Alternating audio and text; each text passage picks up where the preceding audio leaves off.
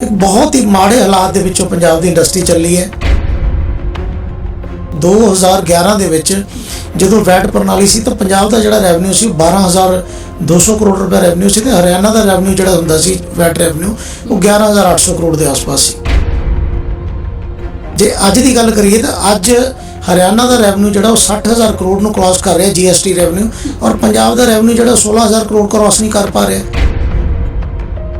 ਜੇ ਅਸੀਂ ਪਿਛਲੇ ਮਹੀਨੇ ਦੇ ਰੈਵਨਿਊ ਦੀ ਗੱਲ ਕਰੀਏ ਤਾਂ ਹਰਿਆਣਾ ਦਾ ਰੈਵਨਿਊ ਜਿਹੜਾ ਹੈ ਉਹ 5577 ਕਰੋੜ ਰੁਪਏ ਆਇਆ ਤੇ ਪੰਜਾਬ ਦਾ ਰੈਵਨਿਊ 1402 ਕਰੋੜ ਰੁਪਏ ਆ ਰਿਹਾ।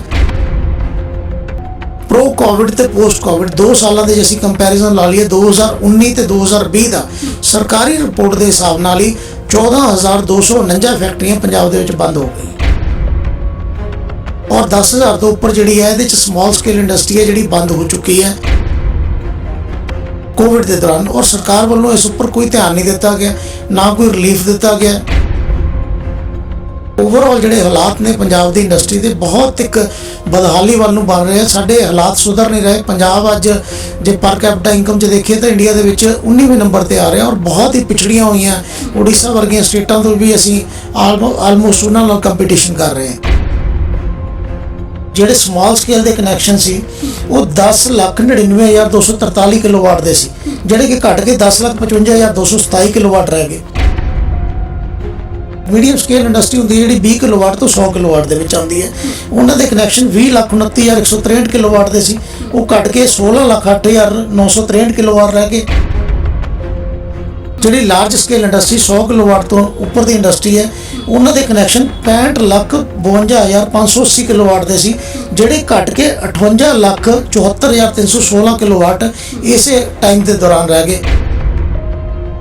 ਪੰਜਾਬ ਦੀ ਆਬਾਦੀ ਜਿਹੜੀ ਹੈ ਉਹ 27,57,000 ਵਧੀ ਹੈ। 14 ਲੱਖ ਤੋਂ ਵੱਧ ਪੰਜਾਬ 'ਚ ਘਰੇਲੂ ਕਨੈਕਸ਼ਨ ਵੱਧ ਚੁੱਕੇ ਨੇ, 2 ਲੱਖ ਦੇ ਆਸ-ਪਾਸ ਕਮਰਸ਼ੀਅਲ ਕਨੈਕਸ਼ਨ ਵੱਧ ਚੁੱਕੇ ਨੇ। ਇੰਡਸਟਰੀ ਦੇ ਕਨੈਕਸ਼ਨ ਸਿਰਫ 4,002 ਵਧੇ ਨੇ। ਅੱਜ 27 ਲੱਖ ਦੀ ਆਬਾਦੀ ਦਾ ਪੰਜਾਬ 'ਚ ਵਧਣਾ ਤੇ ਇੰਡਸਟਰੀ ਜਿਹੜੀ ਹੈ ਉਹ 4,002 ਵਧਣਾ, ਇਹ ਇੱਕ ਡਾਇਰੈਕਟ ਮੈਸੇਜ ਹੈ ਕਿ ਪੰਜਾਬ ਕਿੱਧਰ ਜਾ ਰਿਹਾ। 2017 ਤੋਂ ਅਕਾਲੀ ਗਵਰਨਮੈਂਟ ਤੋਂ ਲੈ ਕੇ 2020 ਪੋਸਟ ਕੋਵਿਡ ਦੀ ਗੱਲ ਕਰੀਏ ਤਾਂ 8,084 ਫੈਕਟਰੀਆਂ ਬਿਜਲੀ ਬੋਰਡ ਦੀ ਰਿਪੋਰਟ ਮੁਤਾਬਕ ਪੰਜਾਬ 'ਚੋਂ ਬੰਦ ਹੋਈਆਂ। ਜਿਹੜਾ ਇੱਕ ਇੰਡਸਟਰੀਅਲ ਇਨਫਰਾਸਟ੍ਰਕਚਰ ਹੈ ਜਾਂ ਇੰਡਸਟਰੀਅਲ ਮਾਹੌਲ ਹੈ ਇਹ ਪੰਜਾਬ 'ਚ ਇੰਨਾ ਬਦਤਰ ਹੈ ਕਿ ਇਹਦੀ ਸ਼ਾਇਦ ਇੰਡਸਟਰੀ ਨੂੰ ਵੀ ਕੋਈ ਉਮੀਦ ਨਹੀਂ ਹੈ। ਗੱਲ ਕਰ ਲਈਏ ਸਰਕਾਰ ਇੱਕ 1900 ਕਰੋੜ 1800 ਕਰੋੜ ਰੁਪਏ ਕਹਿ ਰਹੀ ਹੈ ਕਿ ਇੰਡਸਟਰੀ ਨੂੰ ਬਿਜਲੀ ਸਬਸਿਡੀ ਦੇਣੀ ਹੈ। ਸਮਾਲ ਸਕੇਲ ਨੂੰ ਤਾਂ ਬਿਜਲੀ 12-12 15-15 20 ਰੁਪਏ ਯੂਨਿਟ ਪੈ ਰਹੀ ਹੈ।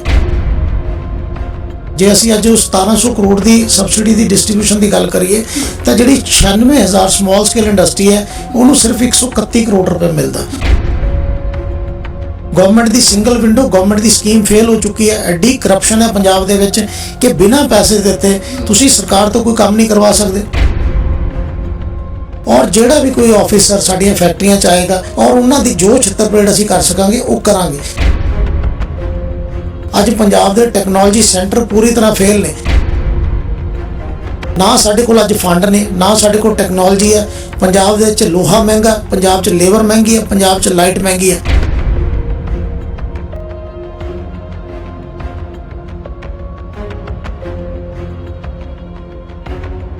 ਸਤਿ ਸ਼੍ਰੀ ਅਕਾਲ, ਤੁਸੀਂ ਵੇਖ ਰਹੇ ਹੋ ਦਾ ਸਿਟੀ ਹੈਡਲਾਈਨਸ ਤੇ ਮੈਂ ਹਾਂ ਤੁਹਾਡੇ ਨਾਲ ਕਲਪਨਾ ਮੌਰਿਆ।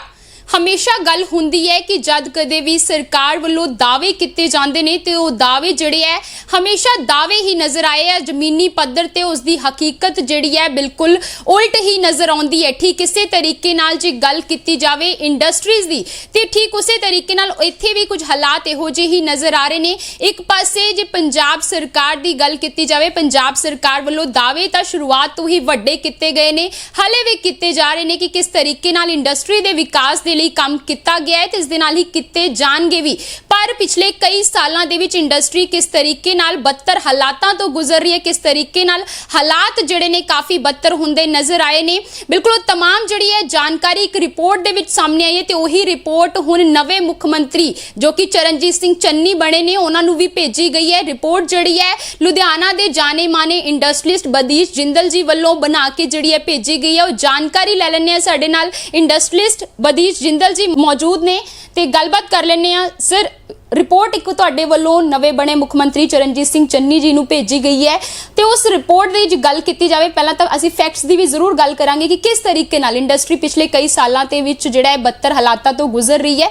ਪਰ ਸਭ ਤੋਂ ਪਹਿਲਾਂ ਗੱਲ ਹੁੰਦੀ ਹੈ ਕਿ ਰਿਪੋਰਟ ਦਾ ਆਧਾਰ ਕੀ ਹੈ, ਕਿੱਥੋਂ ਫੈਕਟਸ ਜਿਹੜੇ ਕਲੈਕਟ ਕੀਤੇ ਨੇ। ਮੈਮ ਇਹ ਬੜੀ ਫੈਕਚੁਅਲ ਰਿਪੋਰਟ ਹੈ। ਜਿੰਨਾ ਵੀ ਡਾਟਾ ਹੈ ਸਰਕਾਰ ਦੀ ਜਿਹੜੀ ਬਿਜਲੀ ਬੋਰਡ ਹੈ, ਜਦੋਂ ਵੀ ਉਹ ਬਿਜਲੀ ਦੇ ਰੇਟ ਰਿਵਾਈਜ਼ ਕਰਦਾ ਤਾਂ ਇੱਕ ARR ਜਿਹਨੂੰ ਐਨੂਅਲ ਰੈਵਨਿਊ ਰਿਪੋਰਟ ਕਹਿੰਦੇ ਆ, ਉਹ ਬਣਦੀ ਹੈ ਤਾਂ PSI ERC ਨੂੰ ਪੇਸ਼ ਕਰਦੇ ਨੇ।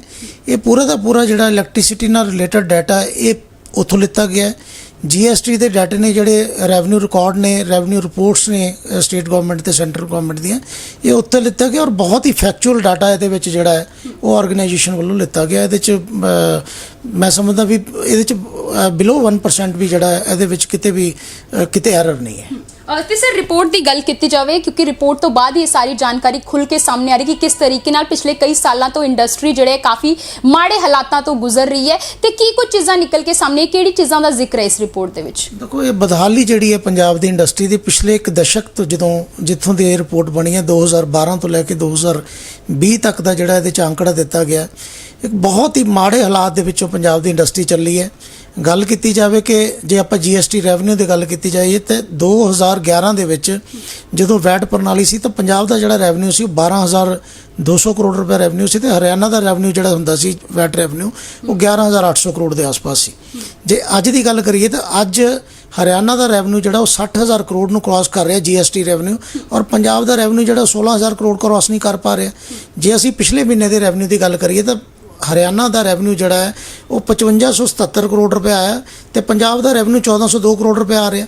ਅਲਟੀਮੇਟਲੀ ਕਿਤੇ ਨਾ ਕਿਤੇ ਜੇ ਇੰਡਸਟਰੀ ਦੀ ਬਦਹਾਲੀ ਹੋਈ ਹੈ ਉਹਦਾ ਡਾਇਰੈਕਟ ਇੰਪੈਕਟ, ਕਿਉਂਕਿ ਇੰਡਸਟਰੀ ਚੱਲਦੀ ਹੈ ਤੇ ਰੈਵਨਿਊ ਆਉਂਦਾ, ਉਹਦੀ ਜਿਹੜਾ ਡਾਇਰੈਕਟ ਇੰਪੈਕਟ ਹੈ ਉਹ ਰੈਵਨਿਊ ਦੇ ਉੱਪਰ ਵੀ ਆ ਰਿਹਾ, ਸਟੇਟ ਦੇ ਉੱਪਰ। ਔਰ ਇਹ ਪੂਰੀਆਂ ਫਿਗਰਸ ਜਿੰਨੀਆਂ ਵੀ ਅਸੀਂ ਤੁਹਾਨੂੰ ਦੱਸ ਰਹੇ ਹਾਂ ਕਿ ਕੋਵਿਡ ਦੇ ਦੌਰਾਨ ਜੇ ਅਸੀਂ ਇੱਕ ਜਿਹੜਾ ਇਹ ਡਾਟਾ ਬਣਾਇਆ ਗਿਆ ਪ੍ਰੋ ਕੋਵਿਡ ਤੇ ਪੋਸਟ ਕੋਵਿਡ 2 ਸਾਲਾਂ ਦੇ ਜੇ ਅਸੀਂ ਕੰਪੈਰੀਜ਼ਨ ਲਾ ਲਈਏ 2019 ਤੇ 2020 ਦਾ, ਸਰਕਾਰੀ ਰਿਪੋਰਟ ਦੇ ਹਿਸਾਬ ਨਾਲ ਹੀ 14,249 ਫੈਕਟਰੀਆਂ ਪੰਜਾਬ ਦੇ ਵਿੱਚ ਬੰਦ ਹੋ ਗਈ। ਔਰ ਇਹਦੇ ਵਿੱਚ ਜਿਹੜੀ ਬਹੁਤਿਆਤ ਹੈ, ਜਿਹੜੀ ਜ਼ਿਆਦਾਤਰ ਹੈ ਉਹ ਸਮਾਲ ਸਕੇਲ ਇੰਡਸਟਰੀ ਦੀ ਹੈ ਔਰ 10,000 ਤੋਂ ਉੱਪਰ ਜਿਹੜੀ ਹੈ ਇਹਦੇ 'ਚ ਸਮਾਲ ਸਕੇਲ ਇੰਡਸਟਰੀ ਹੈ ਜਿਹੜੀ ਬੰਦ ਹੋ ਚੁੱਕੀ ਹੈ ਕੋਵਿਡ ਦੇ ਦੌਰਾਨ। ਔਰ ਸਰਕਾਰ ਵੱਲੋਂ ਇਸ ਉੱਪਰ ਕੋਈ ਧਿਆਨ ਨਹੀਂ ਦਿੱਤਾ ਗਿਆ, ਨਾ ਕੋਈ ਰਿਲੀਫ ਦਿੱਤਾ ਗਿਆ। ਈਵਨ ਕਿ ਇੱਥੋਂ ਤੱਕ ਇੱਕ ਧੋਖਾ ਮੈਂ ਕਹਾਂਗਾ ਇਹਨੂੰ ਕਿ ਸਰਕਾਰ ਦੁਆਰਾ ਕੀਤਾ ਗਿਆ ਪਿਛਲੇ ਜਿਹੜੇ ਕੈਪਟਨ ਸਾਹਿਬ ਵੱਲੋਂ, ਕਿ ਉਹਨਾਂ ਨੇ ਅਨਾਉਂਸ ਕਰ ਦਿੱਤਾ ਕਿ 2 ਮਹੀਨੇ ਦਾ ਅਸੀਂ ਜਿਹੜਾ ਹੈ ਉਹ ਫਿਕਸ ਚਾਰजेस ਮਾਫ ਕਰਾਂਗੇ। ਉਸ ਤੋਂ ਬਾਅਦ ਹਵਾਲਾ ਦੇ ਦਿੱਤਾ ਗਿਆ ਰੈਗੂਲੇਟਰੀ ਕਮਿਸ਼ਨ ਦਾ, ਉਹਨਾਂ ਨੂੰ ਦੁਬਾਰਾ ਲਗਾ ਦਿੱਤਾ ਗਿਆ। ਇਸ ਕਰਕੇ ਓਵਰਆਲ ਜਿਹੜੇ ਹਾਲਾਤ ਨੇ ਪੰਜਾਬ ਦੀ ਇੰਡਸਟਰੀ ਦੇ ਬਹੁਤ ਇੱਕ ਬਦਹਾਲੀ ਵੱਲ ਨੂੰ ਬਣ ਰਹੇ ਆ। ਸਾਡੇ ਹਾਲਾਤ ਸੁਧਰ ਨਹੀਂ ਰਹੇ। ਪੰਜਾਬ ਅੱਜ ਜੇ ਪਰ ਕੈਪੀਟਾ ਇਨਕਮ 'ਚ ਦੇਖੀਏ ਤਾਂ ਇੰਡੀਆ ਦੇ ਵਿੱਚ 19ਵੇਂ ਨੰਬਰ ਤੇ ਆ ਰਿਹਾ ਔਰ ਬਹੁਤ ਹੀ ਪਿਛੜੀਆਂ ਹੋਈਆਂ ਉੜੀਸਾ ਵਰਗੀਆਂ ਸਟੇਟਾਂ ਤੋਂ ਵੀ ਅਸੀਂ ਆਲਮੋਸਟ ਉਹਨਾਂ ਨਾਲ ਕੰਪੀਟੀਸ਼ਨ ਕਰ ਰਹੇ ਹਾਂ। ਇਸ ਕਰਕੇ ਕਿਤੇ ਨਾ ਕਿਤੇ ਹੁਣ ਸਮਾਂ ਆ ਗਿਆ ਕਿ ਇਹ ਜਿਹੜਾ ਹਾਲਾਤ ਜੇ ਇਸ ਤੋਂ ਹੋਰ ਵਿਗੜੇ ਤਾਂ ਅਲਟੀਮੇਟਲੀ ਪੰਜਾਬ ਦੇ ਵਿੱਚ ਅਨਇੰਪਲੋਇਮੈਂਟ ਹੋਏਗੀ, ਪੰਜਾਬ ਦੇ ਵਿੱਚ ਜਿਹੜੀ ਹੈ ਉਹ ਇੱਕ ਉਦਯੋਗ ਬੰਦ ਹੋਣਗੇ ਤੇ ਉਹ ਹਾਲਾਤ ਜਿਹੜੇ 84 ਤੋਂ ਪਹਿਲਾਂ ਵਾਲੇ ਨੇ ਉਹ ਸ਼ਾਇਦ ਜਿਹੜੇ ਆ ਰਹੇ ਨੇ ਉਹਦਾ ਇੱਕ ਕਾਰਨ ਇੰਡਸਟਰੀ ਦੀ ਬਦਹਾਲੀ ਵੀ ਹੈ। ਤੇ ਸਰ ਇਸ ਦੇ ਨਾਲ ਇਸ ਰਿਪੋਰਟ ਦੇ ਵਿੱਚ ਕੁਝ ਬਿਜਲੀ ਨੂੰ ਵੀ ਲੈ ਕੇ ਜ਼ਿਕਰ ਸੀ। ਇਹ ਪੂਰੀ ਰਿਪੋਰਟ ਜਿਹੜੀ ਹੈ ਇਹਦੇ ਵਿੱਚ ਬਿਜਲੀ ਦਾ ਜ਼ਿਕਰ ਕੀਤਾ ਗਿਆ ਕਿ ਕਿਸ ਤਰ੍ਹਾਂ ਕਿੰਨੇ ਕਿਲੋਵਾਟ, ਹਜ਼ਾਰਾਂ ਕਿਲੋਵਾਟ ਦੇ ਕਨੈਕਸ਼ਨ ਜਿਹੜੇ ਨੇ ਉਹ ਇੰਡਸਟਰੀ ਵੱਲੋਂ ਘਟਾਏ ਗਏ ਨੇ। ਜੇ ਆਪਾਂ ਡਿਟੇਲ ਦੀ ਗੱਲ ਕਰੀਏ, ਜੇ ਪੂਰੀ ਦੀ ਪੂਰੀ ਇਹਦੇ ਵਿੱਚ ਜੋ ਡਾਟਾ ਆ ਰਿਹਾ ਕਿ ਇਹ ਜਿਹੜੇ ਸਮਾਲ ਸਕੇਲ ਦੇ ਕਨੈਕਸ਼ਨ ਸੀ ਉਹ 10,99,243 ਕਿਲੋਵਾਟ ਦੇ ਸੀ, ਜਿਹੜੇ ਕਿ ਘਟ ਕੇ 10,55,227 ਕਿਲੋਵਾਟ ਰਹਿ ਗਏ। ਉਸੇ ਤਰ੍ਹਾਂ ਜੇ ਅਸੀਂ ਮੀਡੀਅਮ ਸਕੇਲ ਇੰਡਸਟਰੀ ਹੁੰਦੀ ਹੈ ਜਿਹੜੀ 20 ਕਿਲੋਵਾਟ ਤੋਂ 100 ਕਿਲੋਵਾਟ ਦੇ ਵਿੱਚ ਆਉਂਦੀ ਹੈ, ਉਹਨਾਂ ਦੇ ਕਨੈਕਸ਼ਨ 20,29,163 ਕਿਲੋਵਾਟ ਦੇ ਸੀ, ਉਹ ਘਟ ਕੇ 16,08,963 ਕਿਲੋਵਾਟ ਰਹਿ ਗਏ। ਜਿਹੜੀ ਲਾਰਜ ਸਕੇਲ ਇੰਡਸਟਰੀ 100 ਕਿਲੋਵਾਟ ਤੋਂ ਉੱਪਰ ਦੀ ਇੰਡਸਟਰੀ ਹੈ ਉਹਨਾਂ ਦੇ ਕਨੈਕਸ਼ਨ 65,52,580 ਕਿਲੋਵਾਟ ਦੇ ਸੀ, ਜਿਹੜੇ ਘਟ ਕੇ 58,74,316 ਕਿਲੋਵਾਟ ਇਸੇ ਟਾਈਮ ਦੇ ਦੌਰਾਨ ਰਹਿ ਗਏ।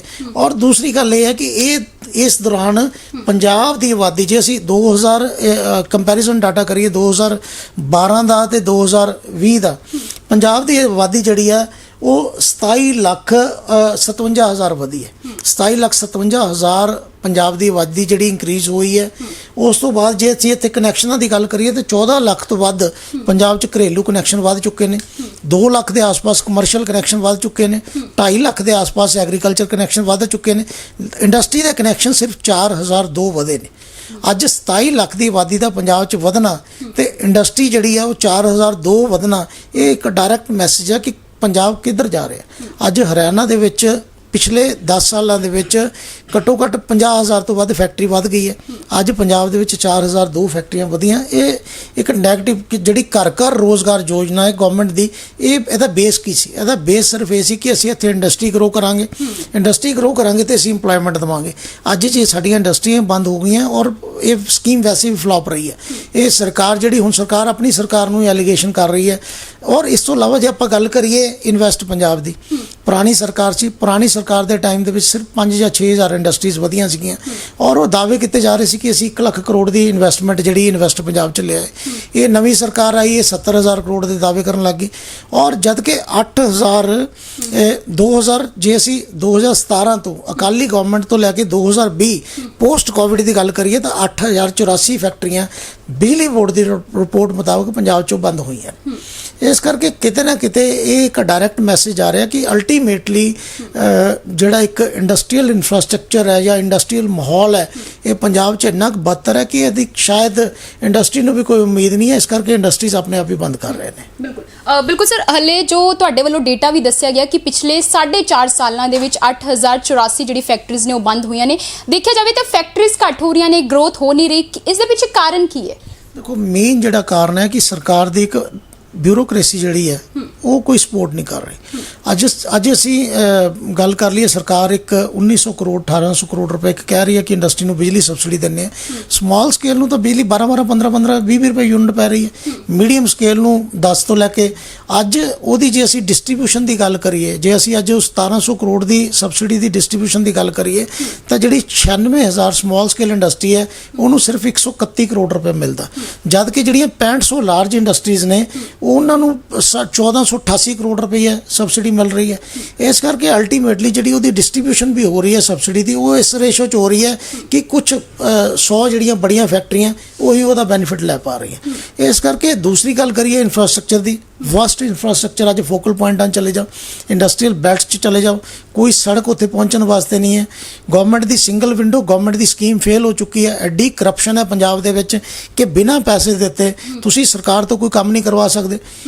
ਜਿਹੜੀ ਸਿੰਗਲ ਵਿੰਡੋ ਸਿਸਟਮ ਹੈ ਪੰਜਾਬ ਦੇ ਵਿੱਚ 2011 ਪਿਛਲੀ ਸਰਕਾਰ ਲੈ ਕੇ ਆਈ ਸੀ ਔਰ ਅੱਜ 10 ਸਾਲ ਤੋਂ ਬਾਅਦ ਵੀ ਉਹ ਬਿਲਕੁਲ ਫਲॉप ਹੈ, ਕਿਉਂਕਿ ਕੋਈ ਐਪਲੀਕੇਸ਼ਨ ਉੱਤੇ ਦੇਣ ਨੂੰ ਤਿਆਰ ਨਹੀਂ ਹੈ ਕਿ ਕੋਈ ਡਿਪਾਰਟਮੈਂਟ ਉਹਦਾ ਕੰਮ ਕਰਦਾ ਹੀ ਨਹੀਂ, ਕਿਉਂਕਿ ਜਦੋਂ ਤੱਕ ਉਹਨਾਂ ਦੇ ਇਨਡਾਇਰੈਕਟਲੀ ਉਹਨਾਂ ਦੀ ਜੇਬ 'ਚ ਪੈਸੇ ਨਹੀਂ ਪੈ ਜਾਂਦੇ ਉਹ ਕੋਈ ਕੰਮ ਕਰਨ ਨੂੰ ਤਿਆਰ ਨਹੀਂ ਹੈ। ਸਰਕਾਰ GST ਦਾ ਜਿਹੜੀ ਬੋਗਸ ਬਿਲਿੰਗ ਹੈ, ਪੰਜਾਬ ਵਨ ਆਫ ਦਾ ਕਿੰਗਪਿਨ ਸਟੇਟ ਹੈ ਇੰਡੀਆ ਦੇ ਵਿੱਚ ਜਿੱਥੇ ਬੋਗਸ ਬਿਲਿੰਗ ਹੋ ਰਹੀ ਹੈ। ਅੱਜ ਪੰਜਾਬ 'ਚ 3 ਸਾਲ ਹੋ ਗਏ। ਅਸੀਂ ਜਦੋਂ GST 2017 'ਚ ਜੁਲਾਈ 'ਚ ਲੱਗਿਆ ਸੀ, ਅਸੀਂ ਆਲ ਇੰਡਸਟਰੀ ਟ੍ਰੇਡ ਫੋਰਮ ਵੱਲੋਂ ਦਸੰਬਰ ਦੇ ਵਿੱਚ ਅਗਾਹ ਕਰ ਦਿੱਤਾ ਗਿਆ ਸੀ ਕਿ ਇਹ ਬਹੁਤ ਬੜਾ ਸਕੈਮ ਹੋ ਰਿਹਾ। ਫਾਈਨੈਂਸ਼ੀਅਲ ਕਮਿਸ਼ਨਰ ਟੈਕਸੇਸ਼ਨ ਨੇ ਇੱਕ ਟੀਮ ਬਣਾ ਕੇ ਲੁਧਿਆਣੇ ਭੇਜੀ, ਅਸੀਂ ਬਹੁਤ ਪਾਰਟੀਆਂ ਉਹਨਾਂ ਨੂੰ ਪਕੜਵਾਈਆਂ।